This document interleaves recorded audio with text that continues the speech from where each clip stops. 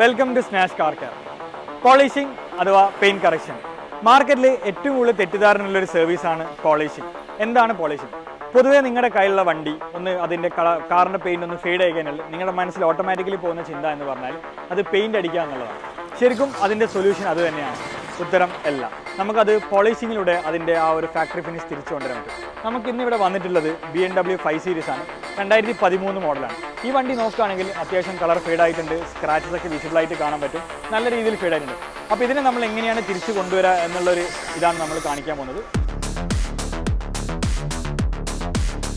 വണ്ടി ആദ്യം deep detail വാഷിന് ശേഷം ക്ലേ ബാർ ട്രീറ്റ്മെൻറ്റിലേക്കാണ് കിടക്കുന്നത്. ഇത് ചെയ്യുന്നത് വണ്ടിയുടെ മുകളിൽ ഡേർട്ട്, ബഗ്സ്, പറ്റിപ്പിടിച്ചിരിക്കുന്ന കറകൾ റിമൂവ് ചെയ്യാൻ വേണ്ടിയാണ്. ഇതിനുശേഷം സാൻഡിങ് പ്രോസസ്സാണ്. പെയിൻറ്റ് ലെവൽ കംപ്ലീറ്റ്ലി ഈവൺ ആക്കാനും deeper hair line scratches remove ചെയ്യാനും വേണ്ടിയാണ് സാൻഡിങ് ചെയ്യുന്നത്. അതിനുശേഷമാണ് കമ്പൗണ്ടിങ് സ്റ്റേജ്.